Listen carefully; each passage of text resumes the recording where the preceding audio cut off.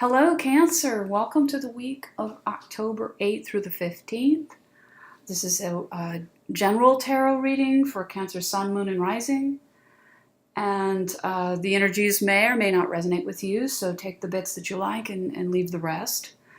I do a 6-card spread with 2 oracle cards. And let me just go ahead and start. The underlying influence for the week. Oh, by the way, I use the Voyager Tarot deck. I should mention that. It's a little different from Rider-Waite. There are a few differences in terms of the interpretation, but I really like it. It's got a lot of nice imagery, sort of Jungian in the symbolism. And sometimes I will use the Rider-Waite, but this week I'm still using Voyager. And for the oracle cards, I use the Enchanted Map oracle cards by Colette Baron-Reid. So let's get started. So your first card, which is the underlying influence of the week, is success, the Ace of Coins.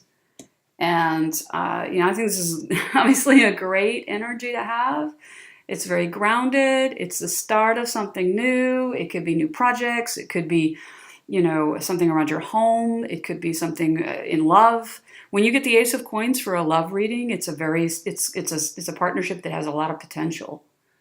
So the heart of the matter this is called the Seer, the Sage of Wands. And this is about really trusting your intuition and becoming a master in your intuition, a visionary, a leader. The Sage of Wands would be the King of Wands in the Rider-Waite. There's not really an equivalent, but that would be the closest one. And it's a fire energy. So you may be dealing with a fire sign this week, Aries, Leo, Sagittarius. And this is the heart of the matter. Or you may be being called on to start exhibiting those qualities. You may have those qualities in your chart, and they may be coming out more this week. And what's in the past energy is the Woman of Cups, which would be the Queen of Cups in the Rider-Waite, and that is Rejoicer. And so in the past, you may have been dealing with another water sign. You may have, opened yourself up to love or to new opportunities, and it's paying off for you as far as I can tell. This is a great reading so far. The present, you have the Ace of the Ace of Crystals in this deck. It's called Brilliance, and it's basically using that keen analytical mind of yours and, understanding your truth. When you know your truth, you can ask other people for theirs. But if you don't know, you have to really get clear about what your truth is. And given the fact that you have the Ace of Worlds and the Ace of Crystals or the Ace of Swords, in the Rider-Waite, it's a great reading. 2 aces in the reading. This is also sometimes called the Victory card, Victory through the Truth. So it's a very good card to get. That's your present energy. Your future energy is the Sun. And as you can see, the Sun is Tutankhamun's, is the Sun. He was the Sun King. And all of the major arcana in this deck are major works of art. So the Sun is is your future energy. So you're looking at life force energy. You're going to be like vital, and your future is really looking great, really looking abundant, really looking like you're moving into a very positive new phase. I think this last couple weeks is really about clearing out the old to bring in the new. And and the advice is the 5 of Crystals, negativity, and that's about defeat. That's like a little bit different. So let's pull a couple cards for negativity for this one. So we have integrity, the 9 of Wands, and that's learning how to keep your balance amongst challenging circumstances, which you've been doing over the last few weeks. And then where it's going, the Magician. As you can see, this is another work of art. This is an Incan statue. But the Magician is a gorgeous card. It's all about creativity, inspiration.